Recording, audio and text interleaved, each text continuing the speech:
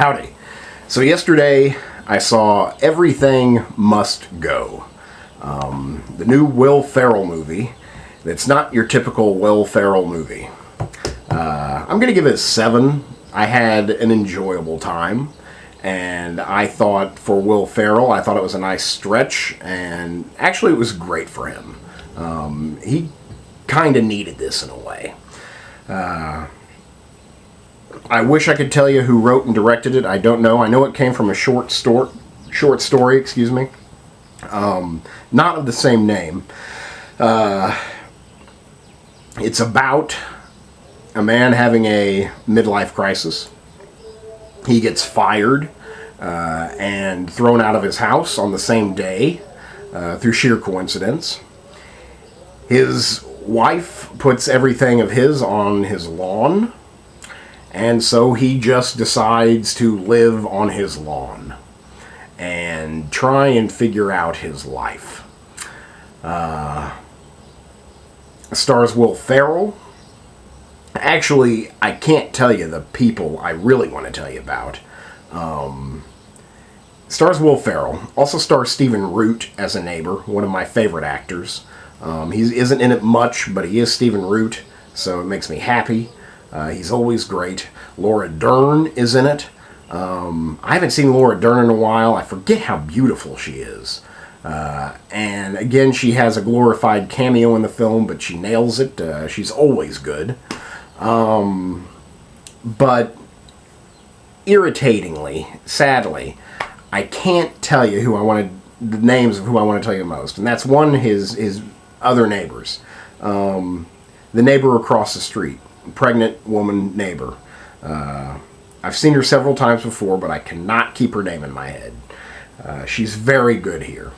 That's what's very good about the film is the performances. The performances are rich. And also, he had a very long name. Child actor. Black kid who lived down the street.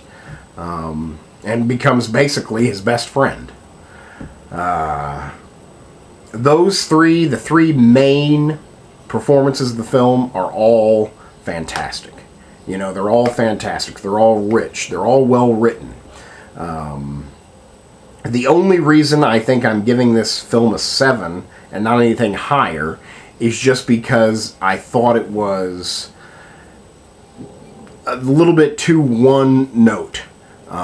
It hit the same emotional buttons, you know, over and over again, and I wish that it, you know, paid attention to a few of the other keys.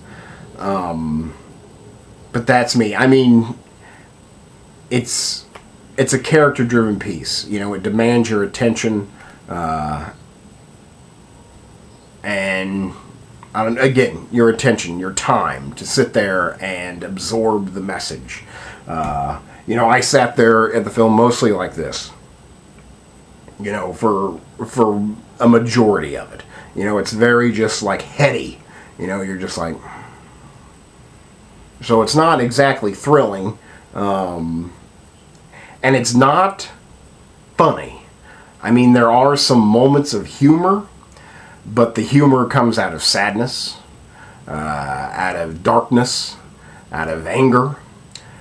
So in a way, what comedy there is black comedy, is dark comedy.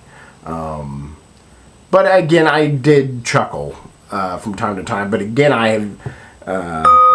one thing you see on the posters for the film is you've never seen Will Ferrell like this, which kind of makes you think, oh, he's going to be super crazy or something. That's very misleading because he's very nuanced here. He's very controlled.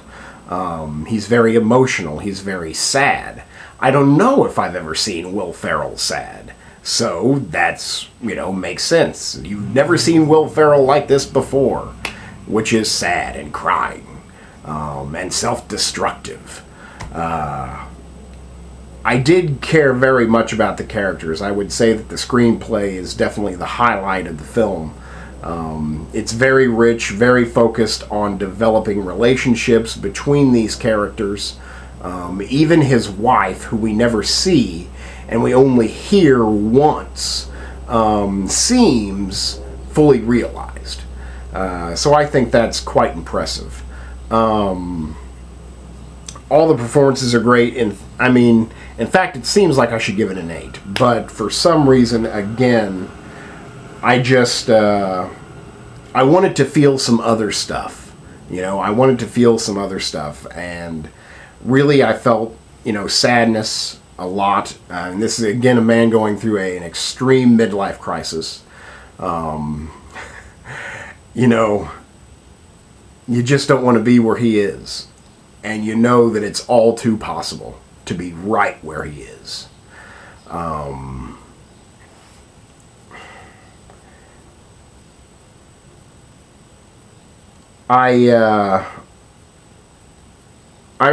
really liked it. I guess I just was slightly bored. I wish I could tell you who directed it and wrote it, but I can't.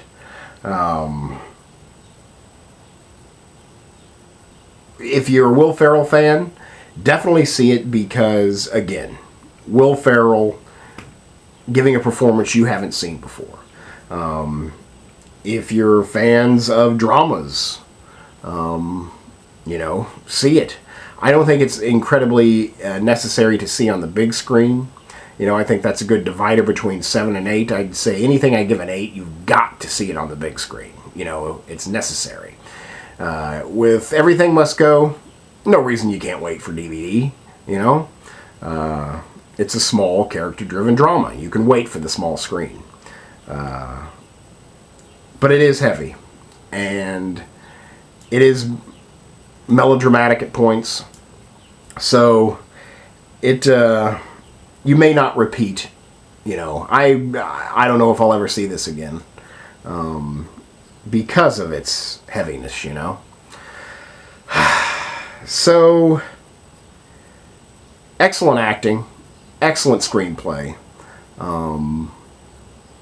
Just maybe a little boring, and a little one note. But otherwise, a great, a good movie, good watch. Really makes you think, It makes you think. And it makes you root for the characters. You want the characters, you want Will Ferrell to stop screwing up. You want Will Ferrell to succeed. You want Will Ferrell to find love again. So you do care about the characters. It seems like I was going to say something. Oh, well, the wisdom. I mean, if you pay attention, if you let it speak to you, then you should be able to learn something, Maybe that's true of most films, but, anything that can help you get through a midlife crisis or crisis of any kind, I think is important. And you might find comfort and solace in this film because of that reason. So again, good stuff. A good quality film, and excellent for Will Ferrell. One of his best performances, and he's not being silly at all in the film. So, good stuff. Good stuff. I give it a 7. You can wait for DVD, but definitely rent it. Definitely check it out. But no reason to rush out to the theater. So that's Everything Must Go. It's a solid 7. Thanks.